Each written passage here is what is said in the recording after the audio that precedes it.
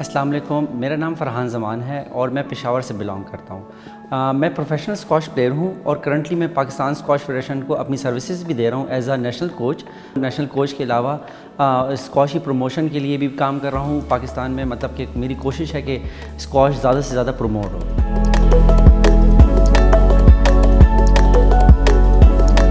Squash काफ़ी expensive game है। पहले ये गरीबों की गेम हुआ करती थी, क्योंकि जो भी मतलब गरीब बच्चा होता था उसको बताया जाता था कि आप स्कूल नहीं जा रहे तो अब आप स्क्वॉश खेलेंगे तो आपका फ्यूचर बनेगा। अब अगर आप के पास पैसे नहीं है तो आप स्क्वॉश का सोच भी नहीं सकते।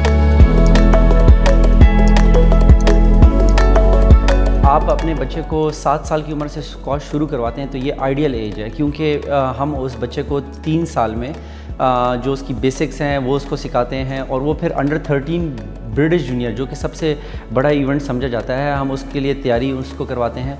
फिर उसके बाद अंडर 15 आता है, फिर आपके अंडर 17 कैटेगरी आती है।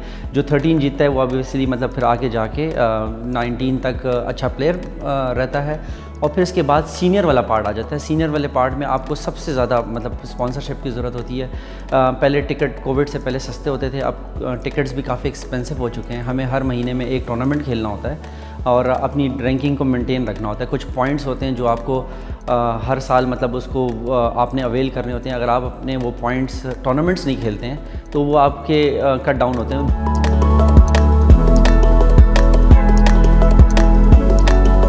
मैं 6 साल का था जब मैंने स्क्वॉश शुरू की थी और मेरे वालिद ख़ुद भी फ़र्स्ट एवर जो वर्ल्ड जूनियर थी उसके चैम्पियन थे। फिर उनके जो भाई थे कमर ज़मान, वो भी वर्ल्ड चैम्पियन थे। तो ये हमारी फैमिली गेम है।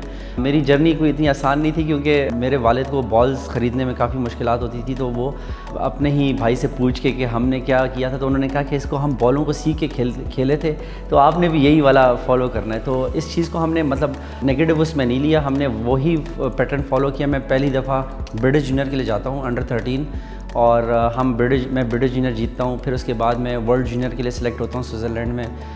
हम वर्ल्ड जूनियर जीतते हैं और इसके बाद मैं फिर 2010 में एक्वाडोर में वर्ल्ड जूनियर में फिर हम लोग जीतते हैं। फिर इसके बाद मेरा सीनियर वाला पार्ट शुरू होता है। तो सीनियर वाले पार्ट में मैं जाते साथ ही फ्रांस के एक प्लेयर ने मुझे रैकेट मारा और मैं इंजर्ड हो गया। और उसके बाद मुझे लगा कि मेरा कैरियर ख़त्म हो गया। लेकिन मैंने सोचा कि मैंने इतनी मेहनत की, मैं ऑलमोस्ट उधर पहुंच चुका हूं, तो मैं गिव अप नहीं कर सकता। और मैं अपनी उस इंजरी के साथ ही एशिया का चैम्पियन बना हूं। मैं पाकिस्तान के लिए 5 टाइम एशियन सीनियर जीत चुका हूं। मैं साउथ एशियन गेम्स जीत चुका हूं 2 दफ़ा। मैं शिकागो ओपन चैम्पियन हूँ। मैं $25,000 का विनर हूँ।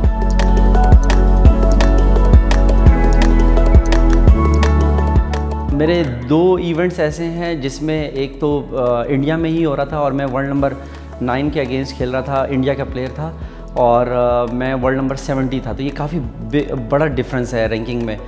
वैसे तो कहा जाता है कि इंडिया तो कहीं मतलब फॉल नहीं करता, लेकिन अब क्योंकि हर किसी को पता चल गया है कि फ़िटनेस किस तरह करनी है, मतलब वो PSA को फॉलो किस तरह करना है, तो अब ये चीज़ें ऐसी नहीं रही कि सिर्फ अब ये हमारी हैं। जो भी मेहनत करता है इसमें वो आगे जाता है। तो मैंने वर्ल्ड नंबर 9 को इंडिया में ही उसी के शहर में उसी के क्राउड के सामने जब हराया, तो वो मेरे लिए काफ़ी एक यादगार है। और इसके अलावा मैंने फिर पाकिस्तान को जो लास्ट टाइम एशियन सीनियर जितवाई थी, तो मैं वर्ल्ड नंबर 13 के अगेंस्ट खेल रहा था। तो उसमें भी मैंने पाकिस्तान को जिसमें मैं एज अ कैप्टन लीड कर रहा था। और हालांकि मेरी सीडिंग 2nd थी, लेकिन मुझे खिलाया गया था 1st पे। तो एज अ कैप्टन मैंने जो है पाकिस्तान का नाम रोशन किया। मैं शुक्रगुज़ार हूँ HBL PSL का, जिन्होंने मुझे हमारे हीरोज़ में रिकॉग्नाइज़ किया। और इसकी वजह से हमें फ़ख्र फ़ील होता है कि हमें इस तरह रिकॉग्नाइजेशन मिलने की वजह से हम और भी पाकिस्तान के लिए अपनी सर्विसेज देंगे इंशाल्लाह।